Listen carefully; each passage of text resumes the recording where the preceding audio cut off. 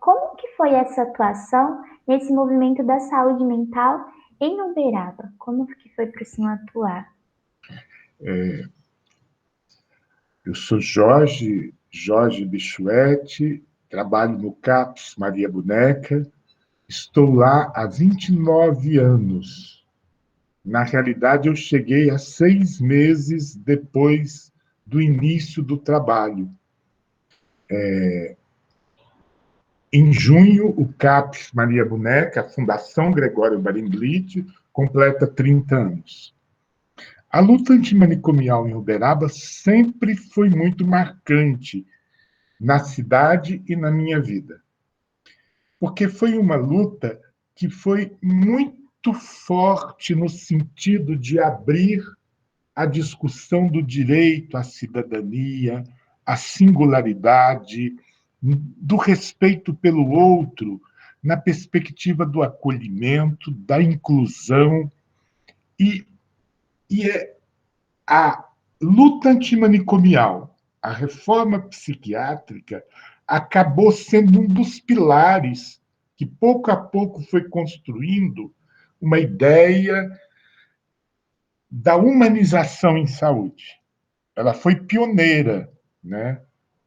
E eu sinto uma alegria muito grande vivendo a luta antimanicomial, porque a luta antimanicomial numa cidade como Uberaba, que tem uma tradição de cuidado, mas, ao mesmo tempo, é uma cidade de encontros interiorana no vínculo, nos permitiu estar muito perto da atividade, da utopia, e, com isso, a libertação que era propiciada substituindo o manicômio e dando condições de tratamento com liberdade, ia modificando também quem estava vivendo a luta, uma vez que a gente começava a se permitir espontaneidade, multiplicidade, raciocínio para além da lógica do eixo duro de uma normalidade que nos impede de ser nós mesmos. Então, foi apaixonante. Vivemos coisas lindas. Eu queria, por exemplo, eu sei que as pessoas vão pontuar muita coisa. Eu conheci a saúde mental quando estudante e depois professor da universidade. Eu abandonei a universidade para ir construir no dia a dia o CAPS, para viver o CAPS. Mas ali, o que a gente percebia? Que quando eu fui fazer um estágio no hospital psiquiátrico, as pessoas naquele tempo, 30 anos atrás, portadores de sofrimento mental, de doenças graves como esquizofrenia, transtorno bipolar, acabavam passando entre 8 a 11 meses internada. Muito pouco tempo de vida livre, corpos machucados, vidas encolhidas, sem palavra, sem expressão, muito danificadas. E o trabalho da luta antimanicomial ele foi desconstruindo a ideia do louco como perigo, do louco enquanto esquisitice, e foi dando espaço. E a luta também permitiu uma coisa, porque a formação em psicologia não é como hoje. Naquele tempo, você não tinha a abordagem da psicose, você não tinha a abordagem da clínica do doente grave, nem a clínica em regime aberto. Os primeiros estágios, e a Fundação manteve durante 7 anos estágio não oficial, era estágio voluntário. A gente tinha 40 estudantes de psicologia que voluntariamente passavam 6 horas, mais 2 de supervisão, mais uma oficina mensal. Então, foi um período também de inventar o novo cuidado, de inventar práticas, trocas, de sair para a rua e fazer a loucura caber no tecido social, no cotidiano da cidade. A boate, durante 6 anos, eu não consigo lembrar o primeiro ano, durante 6 anos, a boate mais famosa da cidade, um dia no ano, na Semana da Luta Antimanicomial, tinha a Boate da Cidadania, com os portadores de sofrimento mental, estudantes, terapeutas, famílias. E isso criava para a cidade um olhar, a passeata, tivemos intervenção na rua. Essa semana eu ainda estava lembrando num curso.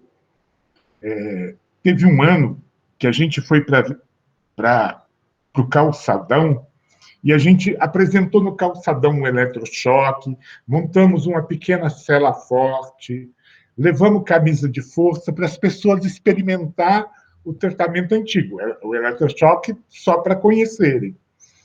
E a gente fazia performance. Às vezes, a pessoa estava com a camisa de força, ela entrava no banco, um pouco correndo, depois a gente chegava correndo atrás e criando a situação. Ele é louco, fugiu. E aí as pessoas assustavam, a gente fazia uma roda para discutir o que era o sofrimento mental, como que era a ilusão do perigo, como que esse perigo levava a afastamento, como era necessário criar o acolhimento, a inclusão, um cuidado libertário. Então, eu acho que foi apaixonante essa vivência. A próxima pergunta é como você vê esse processo de criação e qual a importância desses dispositivos de cuidado aberto em saúde mental em Uberaba? A construção, ela foi muito pioneira. Você tinha um momento em que não havia política social, a legislação era antiquada e o olhar da técnica era dúbio, porque predominantemente a ciência fazia uma visão manicomial da loucura.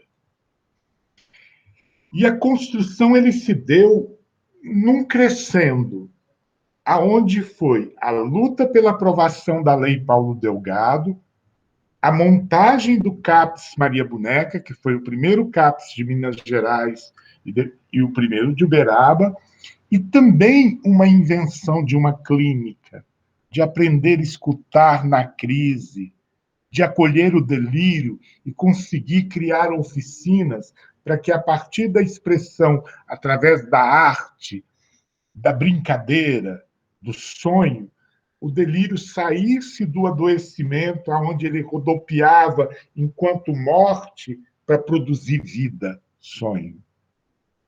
E era também um tempo de muita participação, porque para construir a clínica, a gente tinha o entendimento de que o usuário, o portador de sofrimento mental, ele tinha que se abrir para a vida e discutir o SUS, o Estatuto da Criança e do Adolescente, a LOAS, as políticas sociais, os direitos do cidadão. Foi encantador perceber que era um locus de arte. Então, eu tenho momentos, o Carnaval da Inclusão. Todo ano é uma festa, mas era uma festa que hoje parece quase celebração, mas que no primeiro momento era ocupação. Aquilo que era negado começava a ser recebido e conquistava um espaço. Teve momentos em que ele seria proibido de passar na avenida, e aí a ordem que dizia que era proibida ficou enlouquecida quando descobriu que o próprio prefeito estava junto. Porque as atividades da luta antimanicomial foi conquistando alianças, apoio, foi montando rede que dizia, não, se algum dia estiver doente, se meu familiar, e por isso eu quero para o outro, Se adoecer, eu quero que seja cuidado com liberdade, com cidadania, com respeito, com carinho, com acolhimento.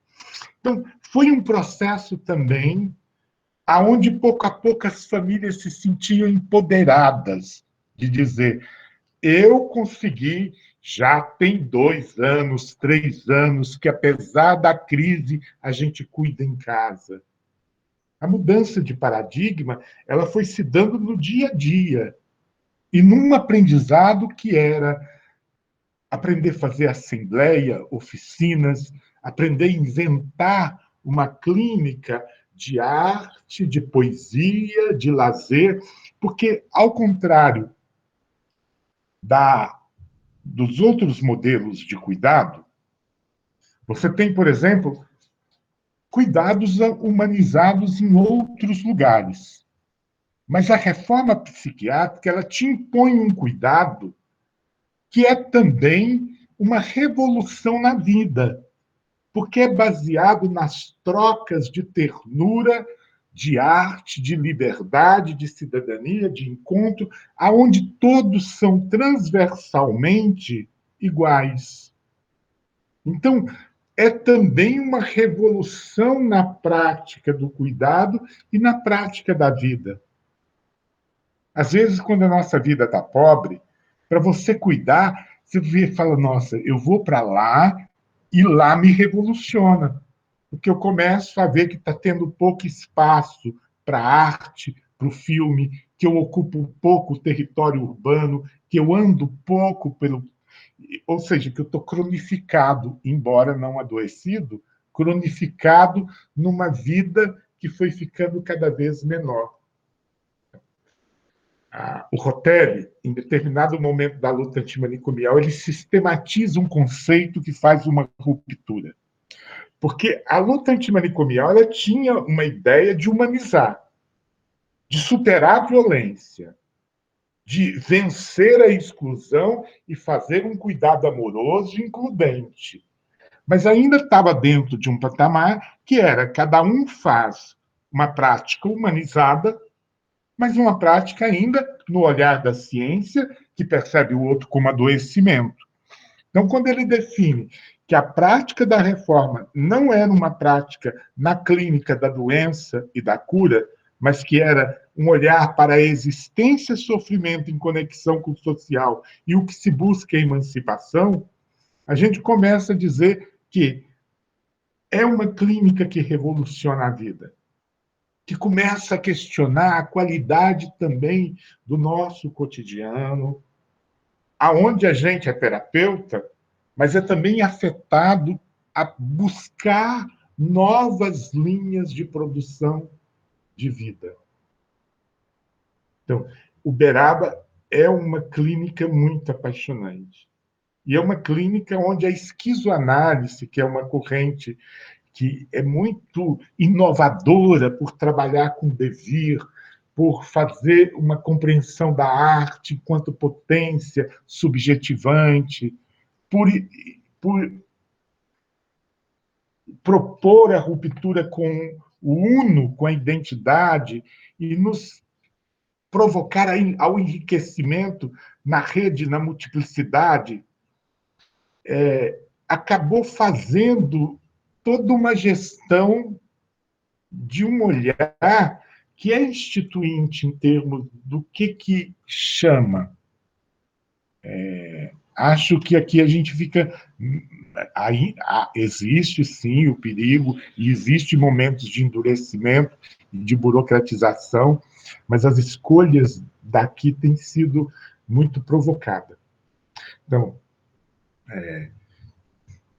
se você me perguntasse assim, Uberaba ele nasce antimanicomial.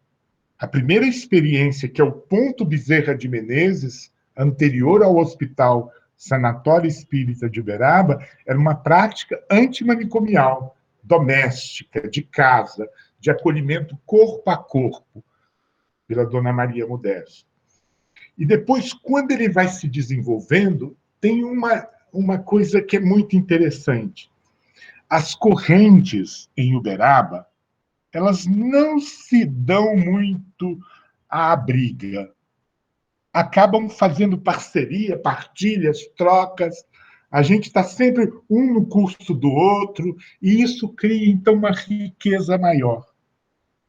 E segundo, pelos estágios, que no começo era voluntário, hoje, predominantemente, é oficial das escolas, tornou-se Uberaba, ao contrário do resto do país, uma clínica também de juventude.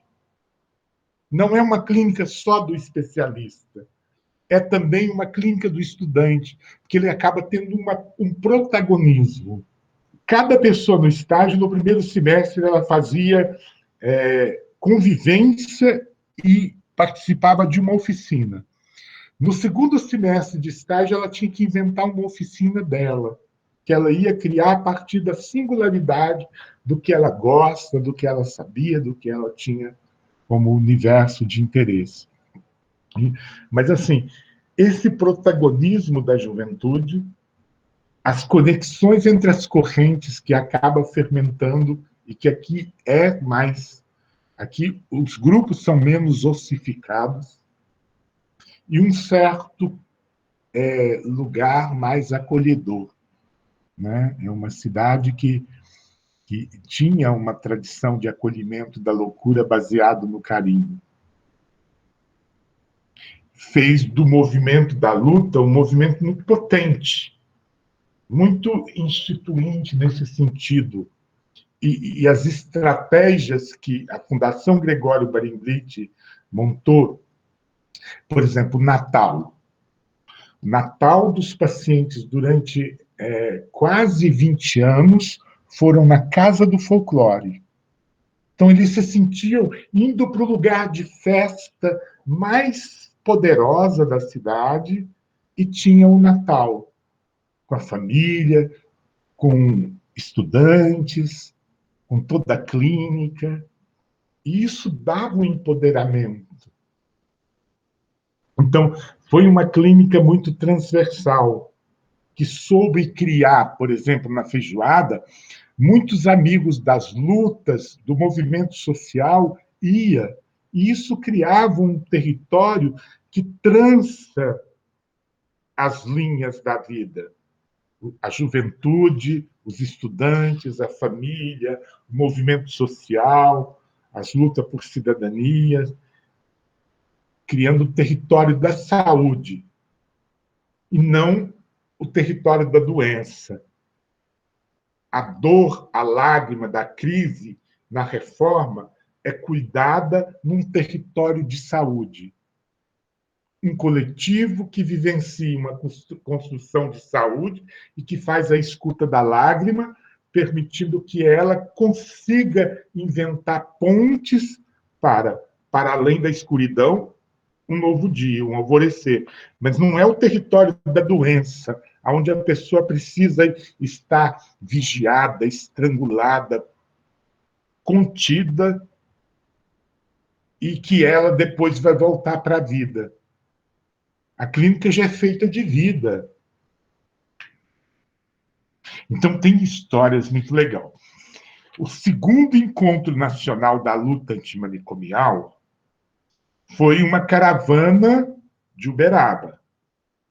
E uma caravana composta de usuários, terapeutas e estagiários. E terapeutas e estagiários estavam lá, e a Inês era uma usuária. Se perguntasse o CID, F20.0, uma esquizofrenia clássica. Mas em determinada noite do evento, que durou vários dias, ela chama as garotas, terapeutas e estagiárias, diz: não é assim, eu vou ter que ensinar, vocês não vão conseguir namorar. Olhou, vocês sustentam o olhar. Se a pessoa voltar a olhar, vocês bancam.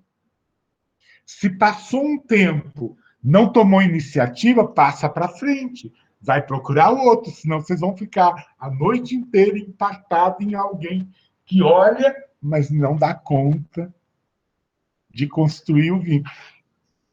Tinha invertido. A experiência dela da noite, do amor, da sedução, a permitia ali dizer: eu posso também ensinar. Na ciência de paquerar, eu não sou usuária. Eu estou de igual para igual com alguma sabedoria. E é muito bacana essas trocas, essa conquista.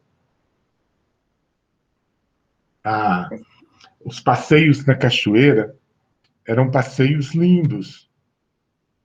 E o cuidar era desfrutar da cachoeira. Não era montado uma terapia. O ato de desfrutar da cachoeira era terapêutico. E construir uma cidadania onde todos estavam se relacionando e construindo combinados democraticamente era a clínica.